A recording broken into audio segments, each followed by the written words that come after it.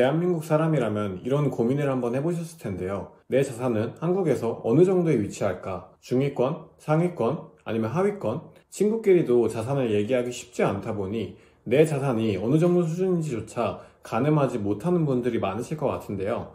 내 자산이 어느 정도 수준인지 툭 까놓고 말은 못하고 또 궁금해하시는 분들을 위해서 오늘 영상을 준비해봤습니다. 우선 이 영상을 위한 자료로는 2022년 통계청에서 발행한 가계금융복지조사 결과를 토대로 말씀드릴 예정입니다. 이 가계금융복지조사는 우리나라 소득 분포와 재무 건전성을 파악하고 연구하기 위해서 매년 전국 2만 가구를 대상으로 자산, 부채, 소득 등을 조사하는 것입니다. 통계청에서 직접 조사하는 만큼 그 신뢰성이 입증되었다고 보시면 좋습니다. 우선 표부터 보면 머리 아프니까 이해하기 편하시게 이미지를 가져왔습니다. 사진에는 우리나라 가구의 평균 자산과 부채, 그리고 순자산이 나와 있는데요. 한국의 평균 자산은 5억 4천만 원이며 가구의 부채 평균은 9천만 원으로 나와 있습니다. 그래서 자산에서 부채를 뺀 우리나라 순자산 평균은 약 4억 5천만 원입니다. 한국 평균 가구의 순자산이 4억 5천만 원이라니 어떤 분들에게는 나는 당장 1억도 없는데 그렇게나 높다고? 라고 느껴지실 테고, 또 어떤 분들한테는 서울에 집값이 10억이 넘는데 4억 5천밖에 안 되나? 라고 생각하시는 분도 계실 것 같습니다. 사실 본인의 자산 수준에 따라서 각자 다양한 반응을 느끼시겠지만 아무래도 보편적으로는 전자의 반응, 그러니까 1억도 없는데 이렇게 평균이 높다고 라고 생각하지 않으실까 싶습니다. 사실 4억 5천으로는 서울에 집 한 채도 사기 힘든 가격이지만 이마저도 가지고 있지 않으신 분들이 많으실 텐데요. 낙담하고 충격에 빠지신 분들에게 희망적인 이야기를 하나 드리자면 이 4억 5천은 평균에 불과하다는 것을 아셔야 합니다. 전체 가구의 평균을 낸 것이기 때문에 자산이 아주 많은 사람의 금액이 포함되어 있다는 것이죠. 200억, 300억, 그 이상의 사람들도 포함되어 있을 수 있겠죠. 이를 좀 더 쉽게 설명해 드리도록 하겠습니다. A, B 두 사람이 있다고 가정을 해볼게요. 이때 A가 1억, B가 100억을 가지고 있으면 A, B 둘의 자산의 평균은 50억으로 A의 1억에 비해서 급격하게 높아지게 됩니다.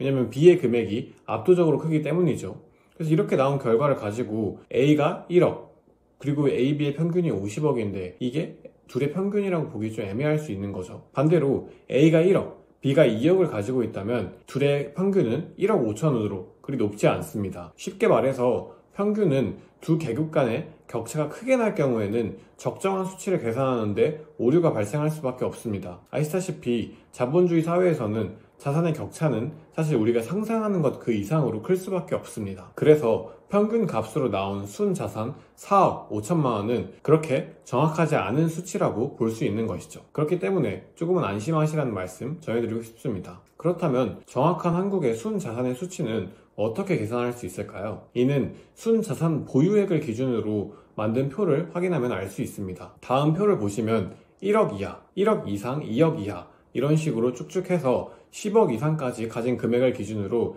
해당 비율이 어느 정도 존재하는지를 나타낸 표입니다. 사진에서 보시면 1억 이하의 보유액을 가진 사람들이 26%로 가장 많은 것을 알 수 있는데요. 1억 이상, 2억 이하는 14%, 2억에서 3억 이하는 11.4%로 그 다음으로 높은 것을 알 수 있습니다. 정리하자면 우리나라는 순자산 3억 밑의 사람들의 비율이 50% 정도 됩니다. 내가 가진 순자산이 약 3억 원 정도 된다면 대한민국에서 반절은 가고 있다, 이렇게 이해하시면 되는 것이죠. 그리고 1억 원 이하가 한국에서 가장 많은 사람들이 분포해 있는 구간인 만큼 내가 1억 원 이하의 자산을 보유하고 있다면 한국에서는 일반적인 수준의 자산을 가지고 있다 라고 생각하셔도 무방할 것 같습니다. 그래서 자신의 순자산의 위치가 궁금하신 분들은 3억을 기준으로 평가해 보시면 좋을 것 같고요. 그렇다면 이제 한국의 평균 순자산 순위는 알았으니까 같은 자료를 기반으로 한국의 평균 소득에 대해서도 알려드리려고 해요. 평균 소득도 자산과 마찬가지로 내가 어디쯤 위치하나 궁금하시잖아요. 우선 빠르게 결론부터 말씀드리면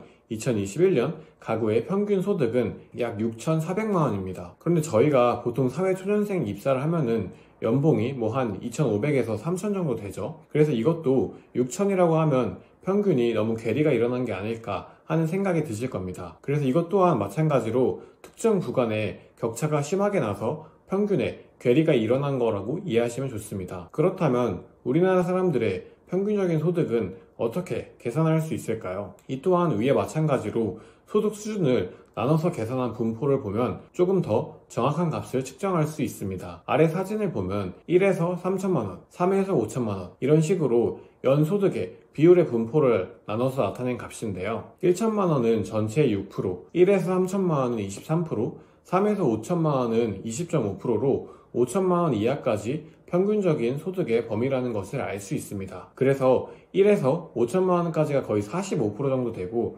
정확히 이 사이 값인 3천만원 정도가 한국의 일반적인 평균 연봉 수준이라고 유추해 볼 수 있습니다. 연봉 3천만원의 경우에는 세전으로 환산하게 되면 한 달에 약 250만원이며 세후에는 약 230만원 정도가 나옵니다. 따라서 여러분이 월 실수령 230에서 250만원 정도를 받고 계신다면 한국의 평균적인 급여를 받고 계신다고 이해하시면 좋을 것 같습니다. 그래서 총 정리를 해보자면 자산은 0에서 1억 원 이하, 소득은 월 실수령 기준으로 230만원에서 250만원 정도면 내가 한국에서 모자람 없이 일반적인 생활을 영위하고 있다고 생각하시면 좋을 것 같습니다. 사실 저도 이번에 자료조사를 하면서 되게 놀랐던 게 나름 꽤 돈을 잘 모았다고 생각했는데 정작 수치로 확인을 해보면 가장 일반적인 수준이라고 나온 것에 좀 놀랐습니다. 세상에 돈 많은 사람은 많고 그만큼 저도 열심히 나아가야겠다 이런 생각이 들게 되는 계기였습니다. 또 혹여나